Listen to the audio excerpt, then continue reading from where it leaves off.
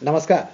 BA द्वितीय वर्ष के इस कालांश में एजीओए के सभी छात्रों का आप स्वागत और अभिनंदन।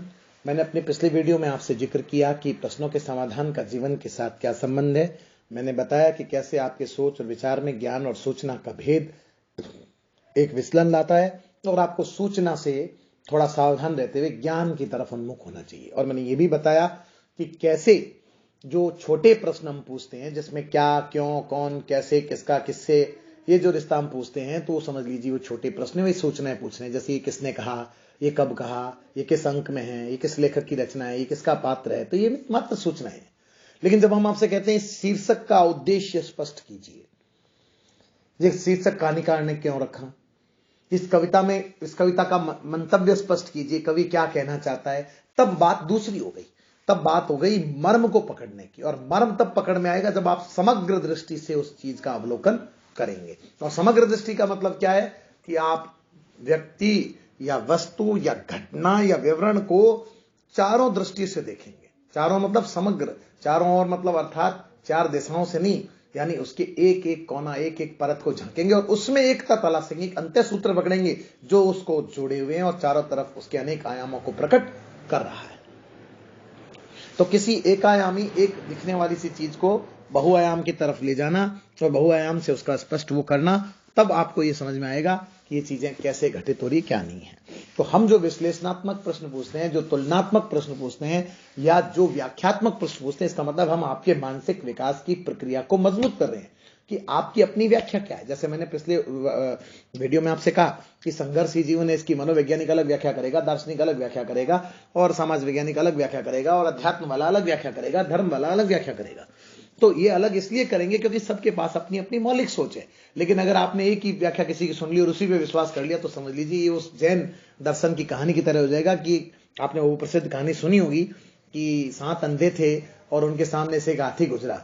तो एक ने हाथी की सूंड पकड़ ली, एक ने हाथी का पांव पकड़ लिया, एक ने पूंछ पकड़ ली। इस तरह से उन्होंने 7 को अलग अलग चीजों को पकड़ लिया और सबने ये मान लिया कि हम जो कह रहे हैं वो ठीक है। हमारी स्थिति आज यही है कि हम अक्सर ये मान लेते जो मैं कह रहा हूं वो ठीक है, वो मैं कह रहा हूं वो ठीक नहीं है। हो सकता है आप सत्य के बहुत करीब हो, आप बहुत पहुंचे हुए हैं, आप ज्ञानी हैं, आपको ध्यान है, आपका अनुभव अच्छा है, आपकी पर्यवेक्षण क्षमता अच्छी है, आप चीजों को ये सब हो सकता है, लेकिन वो अंतिम नहीं है।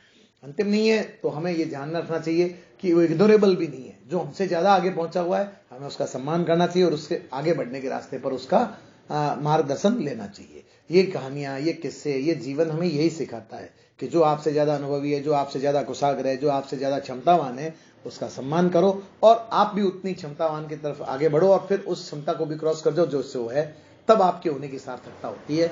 तो ये जो प्रश्न और ये जो उत्तर की शैली है, वो दरअसल आप में एक क्षमता का विकास करने में, आप में परिवर्तन करने में, आप में एक संस्कार डालने की प्रक्रिया है, ताकि आप इसमें घिसते जाएं, मांझते जाएं, रगड़ते जाएं और जैसे कलमश उतरता है बर्तन का और फाइनली एक बर्तन चमक कर हमारे सामने आता है, सुंदर दिखाई देता है, वैसे ही आपका जीवन भी सुंदर और सुघड़ बन जाए। इसलिए शिक्षा प्रक्रिया में इस चीजों का महत्व है और इनको इस तरह से रखा गया है।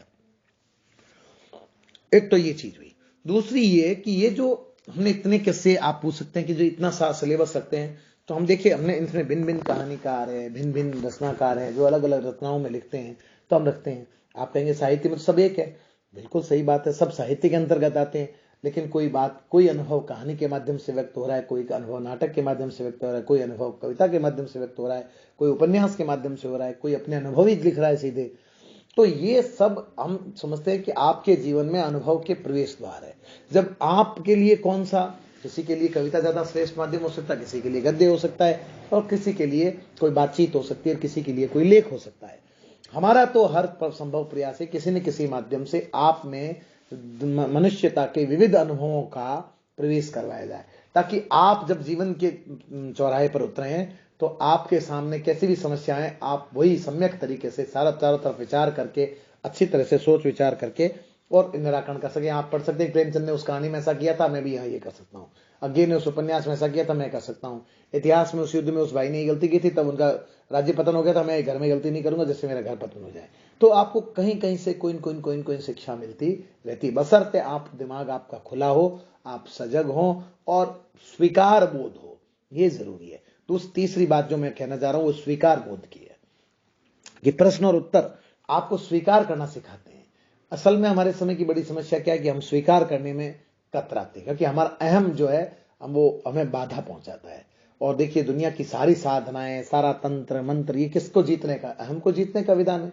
और बहुत सामान्य सा काम है, अहम को जीतना कोई बहुत बड़ा काम नहीं है। लेकिन अब ये इसलिए हो गया क्योंकि हमने मान लिया कि हम किसी दूसरे की बात, अगर कोई दूसरा हमारी कोई कमी या कोई अच्छाई निकालेगा, हम तुरंत उत्तेजित होते हैं। उत्तेजित होने की बजाय आप अपने को व्याख्यायित करें, तर्क सम्मत अपना विधान प्रस्तुत करें, सोचें, विचारें और क्षमताओं को बढ़ाएं। जब आप क्षमताओं को बढ़ाएंगे और उन क्षमताओं का प्रदर्शन करेंगे तो उत्तर तो अपने आप ही आ गया। गांधी जी को उनके आलोचकों ने जीवन भर आलोचना की, लेकिन गांधी ने किसी प्रत्येक आलोचक का उत्तर नहीं दिया। उनके पास लंबी लंबी गालियों भरे पत्र आते थे, 10-10 पन्नों लंबी गालियां लिखी हुई, करोड़ों गालियां लिखी हुई, लाखों गालियां लिखी हुई आते थे। वे करते गए। आखिर में क्या हुआ? वही लोग जो उन्हें से पत्र लिखते थे, उन्हें मानना पड़ा है तो आदमी ईमानदार, है तो खरा, ये तो ठीक है। और आज हम नहीं, दुनिया, पूरी दुनिया, वो शासन, बल्कि वो मुल्क जिसने हम पर 200 साल राज्य किया, उसने अपनी संसद के बाहर महात्मा गांधी की प्रतिमा लगा रखी है और रोज वहां के सारे सांसद उसको सिर झुकाकर अंदर जाते हैं। एक गुलाम राष्ट्र के व्यक्ति की इतनी बड़ी प्रतिमा क्यों? दुनिया के तमाम धर्म, इस्लाम वाले पहुंचे कि आप इस्लाम स्वीकार कर लीजिए, दलितों ने कहा आप दलित बन जाइए, बुद्धों ने कहा आप बुद्ध हो जाइए, क्रिश्चियन ने कहा कि आप ईसा के बाद अवतार हम घोषित कर देंगे, आपको धरती के सबसे बड़े पुरुष हो जाएंगे। पर गांधी ने इन सबको मना कर दिया। गांधी गांधी रहा, तो वो उसकी यूनिकनेस है। ठीक यही बात शिक्षा के माध्यम से, इन चीजों के माध्यम से हम आप में लाना चाहता है कि आप अपनी अद्वितीयता को पहचानिए, जो आप हैं उसको स्वीकार कर लीजिए। अगर कम है तो कम स्वीकार कर लीजिए, अधिक है तो अधिक स्वीकार कर लीजिए, जितना है उसमें स्वीकार कर लीजिए। और कुछ चीजें जरूरी नहीं कि सारी चीजों का बोध, सभी चीजें हमें आई, हम आप सीखने की प्रवृत्ति डालिए। तो ये जो प्रश्न जो आपको नहीं आता है, तब हम आपको फेल करते हैं। फेल करने का मतलब आप दोबारा जाइए उस रास्ते पर और पुनः होकर आइए, पुनः जाइए, पुनः जाइए। अगर 1 बार, 2 बार, 3 बार, 4 बार जाने से वो रास्ता मार्ग पक्का हो जाता है और फिर आप भूलते नहीं है ना।